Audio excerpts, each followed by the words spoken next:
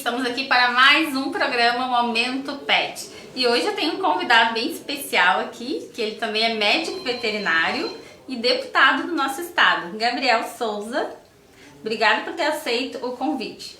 Nós vamos conversar um pouquinho sobre o Outubro Rosa, que é esse mês aí que a gente faz a campanha de prevenção contra o câncer de mama em humanos e agora também nos animais. Eu lancei essa semana uma campanha para a gente conversar um pouco como prevenir o câncer de mama nas cadelas, nas gatinhas, especificamente nas fêmeas. Então eu convidei um médico veterinário para esclarecer algumas dúvidas que eu também tenho a respeito deste assunto. Então, doutor Gabriel, quer te apresentar aqui para o pessoal, falar um pouquinho sobre o teu trabalho? Primeiro, uma alegria, né, estar aqui com você hoje no programa Momento Pet, com a minha amiga Mari, que é uma estudiosa aí do assunto dos animação e também uma ativista aqui na Animais em Tramandaí, no litoral norte. Realmente, o Outubro Rosa começou com um movimento para mulheres, na verdade, acaba que também pode ser usado esse movimento, que já é uma mundial, né, para reflexão, conscientização do autoexame nas mulheres, também para que a gente comece a refletir um pouco sobre esse mal, que também é a tumoração mamária nos animais, em especial em fêmeas de cães e gatos, né, nas cadelas e nas gatas, tendo em vista o alto índice, é impressionante, o índice muito alto de tumoração, não só nas mamas, mas em especial nas mamas em fêmeas, nesse tipo de nessas espécies animais nos dias atuais. Isso. Explicar um pouquinho para quem está nos assistindo, como é que surge esse câncer nessas fêmeas? Como que ele surge? O que provoca o câncer nos cães e nos gatos? Bom, na verdade, câncer, né, o tumor é uma proliferação irregular, né, de células. Na verdade, o organismo, seja humano ou animal, ele vai multiplicar células toda hora, a qualquer momento, todo minuto, todo segundo. Nesse momento, provavelmente, nossos organismos estão com células se multiplicando. O organismo tem mecanismos de controle, como se fosse uma produção de fábrica, né? Quando a célula sai com algum erro genético, o próprio organismo vai lá e corrige isso. Então, a cada momento o organismo está corrigindo eventual multiplicação equivocada, errada de células do nosso corpo, e nos animais não é diferente. No caso do tumor, é a multiplicação errada de células que deu certo, ou seja, melhor explicando, é aquela multiplicação que, quando começou a se dividir as células através do processo de mitose ou meiose, que é o nome técnico para isso, elas se multiplicaram de maneira errada, né, com carga genética errada, com algum problema genético nessa multiplicação, e o corpo não identificou, não conseguiu, mesmo identificando, corrigir esse problema. E aí isso vai aumentando de tamanho. Tem indivíduos que têm maior predisposição a ter tumor do que outros. Isso tem muito a ver com a carga genética que a gente recebe dos nossos antecedentes. Em animais é igual. No caso das fêmeas, tu tem no tecido adiposo ali das mamas uma multiplicação desse tumor que se chama em especial, né, o mais comum é mastocitoma.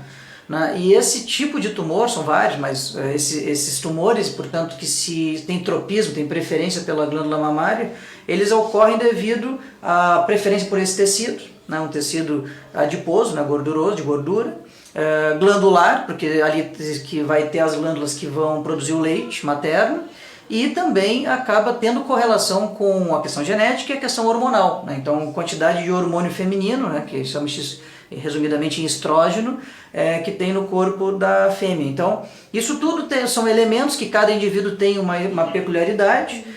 Vai depender muito de outros fatores também, não apenas genética, mas alimentação, estresse, etc.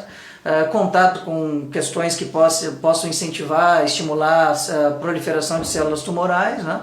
Essa vida moderna de fato tem aumentado, né? A medicina e a medicina veterinária tem identificado cada vez mais tumores em humanos e em animais, né? Mas no caso das fêmeas, então, é assim que procede, né? E tu tem algumas formas de prevenir o problema.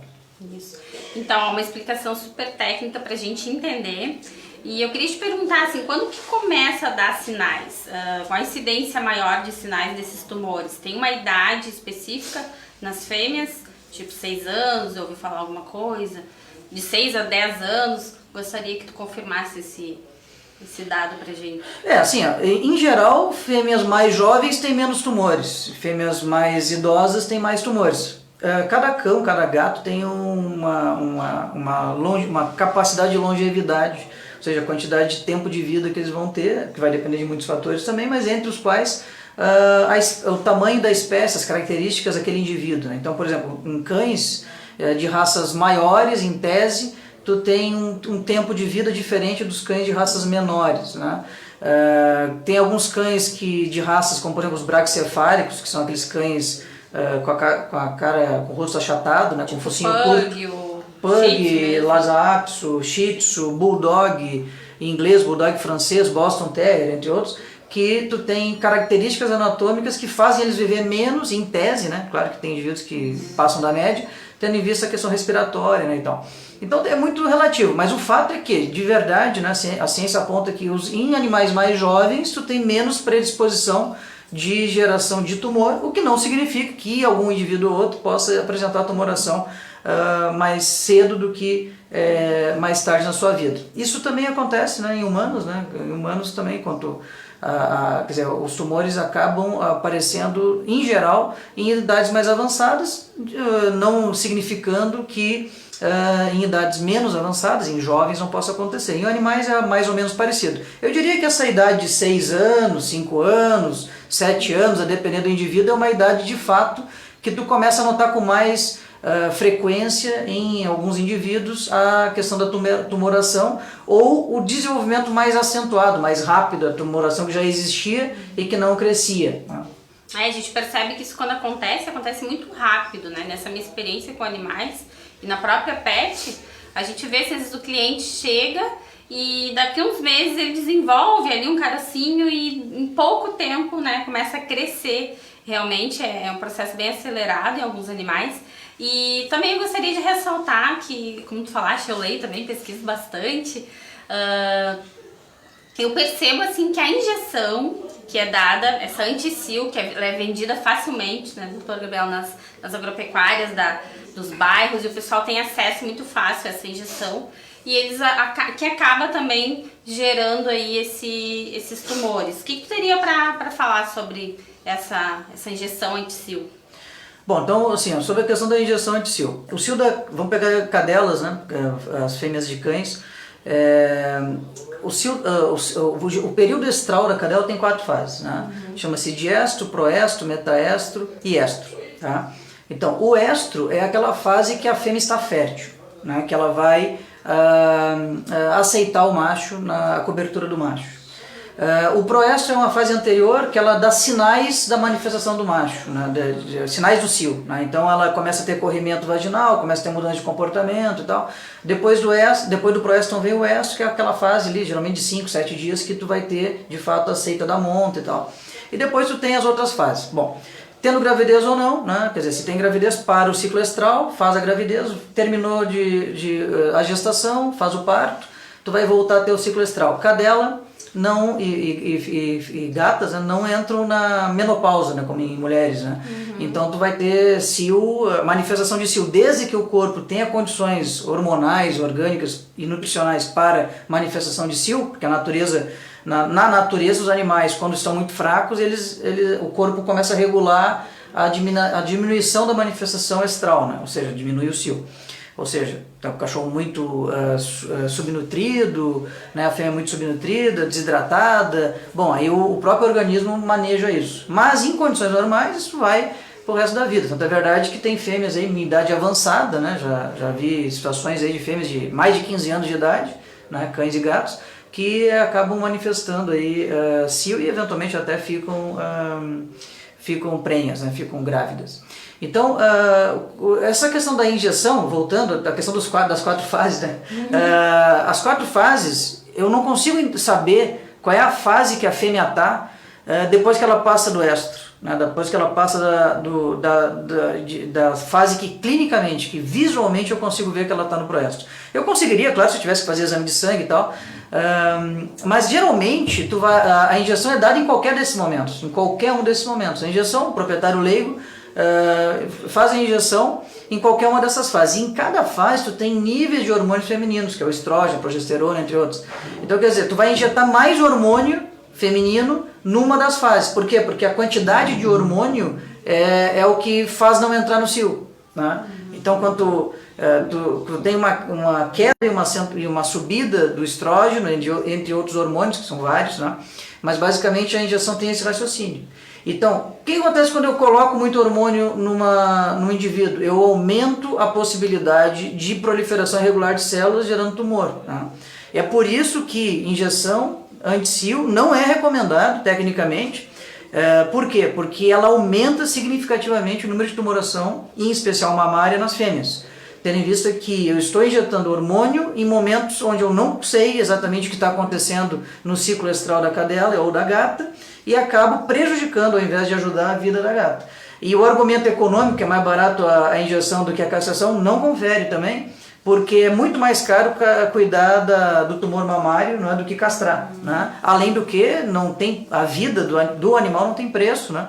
Então, quer dizer, tu tem que, o ideal seria, né, o proprietário castrar. E na castração, então, nós temos evidências científicas que, de fato, se tu castrar o animal antes do primeiro cio, a fêmea antes do primeiro cio, que geralmente se manifesta ali em torno dos 6, 8 meses de idade, portanto, depois da vacinação, tem uma janela ali bem segura de fazer a castração, tu tem uma não incidência tumoral fantástica, né? Não vou dizer que é 100%, porque sempre tem um indivíduo ou outro que mesmo assim vai manifestar. Mas digamos que uns 90%. Mais de 90%, mais de 90% com certeza. Depois, entre o primeiro e o segundo cio, fez o primeiro cio, não castrou, até o segundo cio tu vai ter também um percentual muito significativo de probabilidade de ter tumor, tá? Mamário.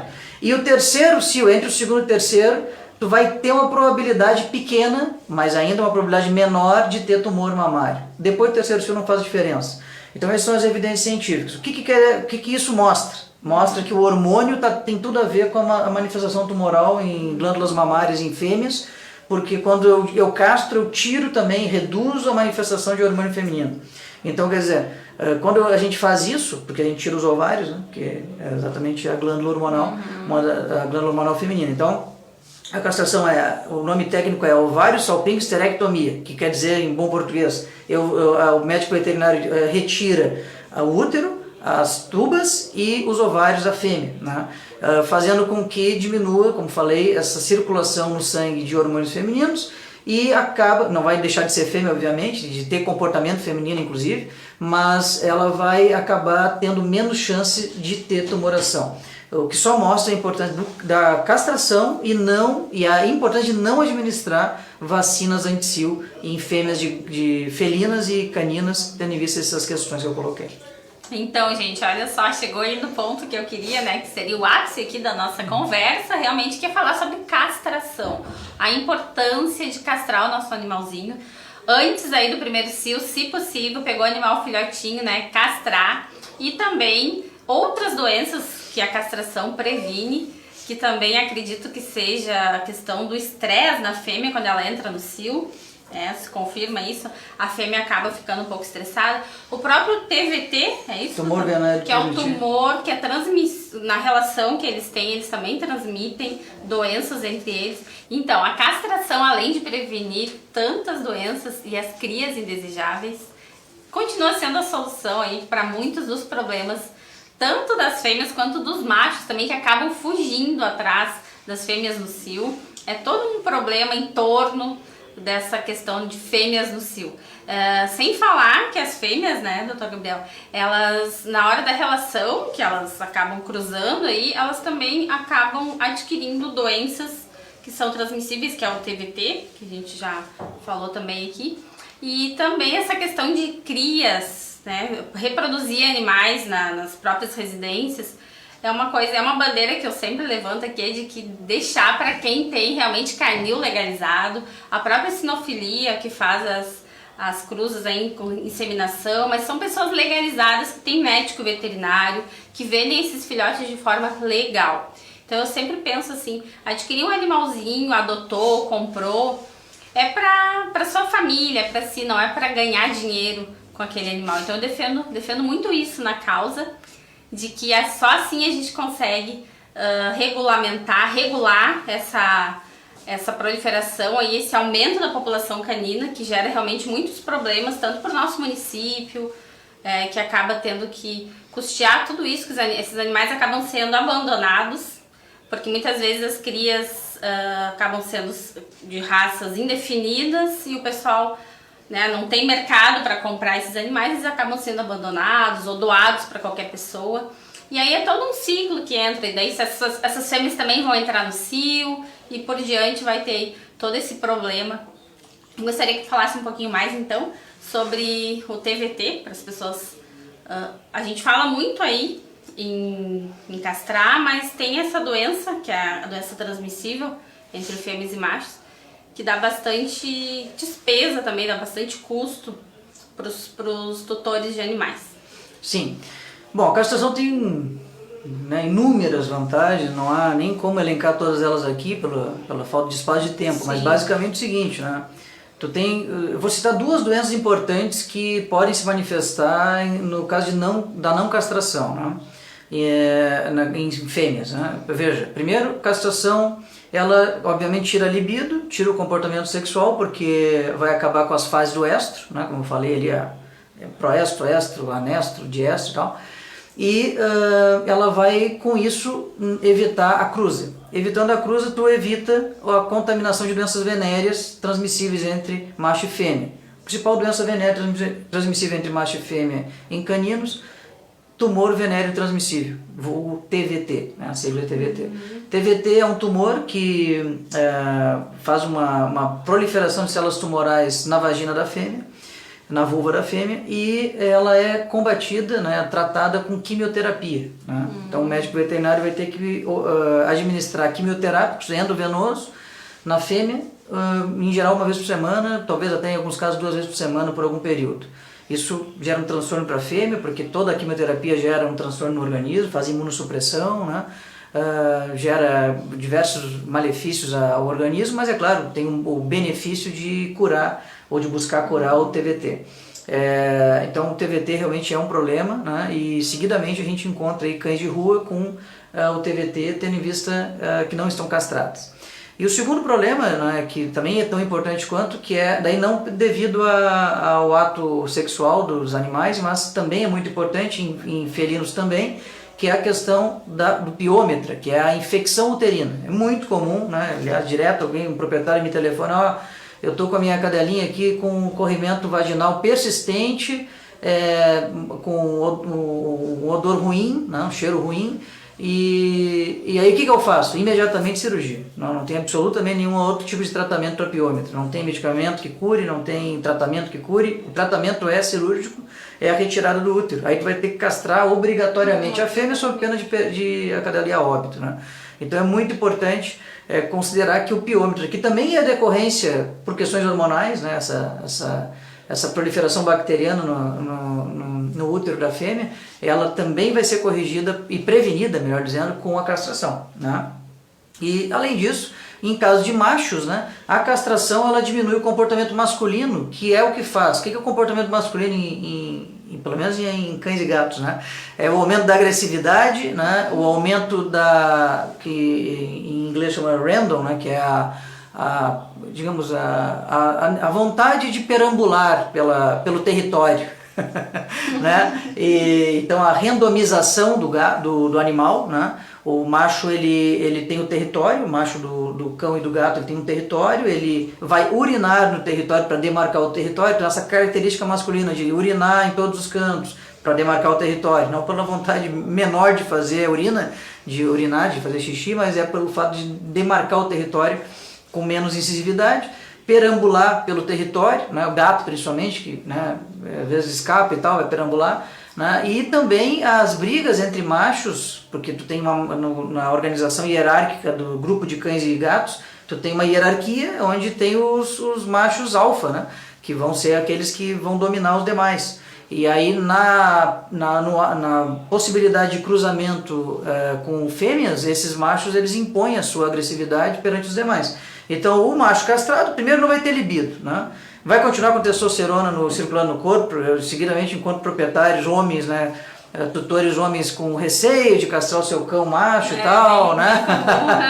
Mas não tem absolutamente nenhum problema, porque de fato a castração em machos, em animais, né, em cães e gatos, se chama de orquiectomia, que é retirada do testículo. Então realmente tira os testículos, né?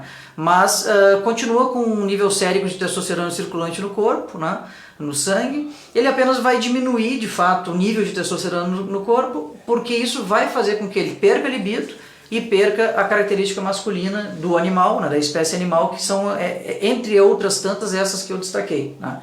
Então a importância da castração, ainda não falei o maior motivo e o maior argumento, né, para castrar, que é a diminuição de animais abandonados nas ruas, né? Isso realmente é uma coisa inacreditável, né? Uma superpopulação canina e felina nas ruas que acaba gerando maus tratos aos animais, né? Por mais leis que a gente faça, eu lá na Assembleia Legislativa, agora essa semana o presidente sancionou a lei que aumenta os maus tratos aos animais, aliás, aumenta a pena para quem cometer maus tratos aos animais, né? Que é um crime, vai de 2 a 5 anos de reclusão em regime fechado. Embora tudo isso, nós ainda temos no Brasil um grave problema de maus tratos aos animais, e isso está ligado com a superpopulação, né? A população cada vez aumentando exponencialmente, como calcula 2 cios por ano, né? Com uma ninhada de pelo menos 4, 5 cães ou gatos, então é um aumento muito grande da população. Então castrar é a solução, castre o seu animal, seja macho ou fêmea, seja cão ou gato, para que ele tenha só benefício, ele e toda a sociedade, né? A humanidade e o meio ambiente.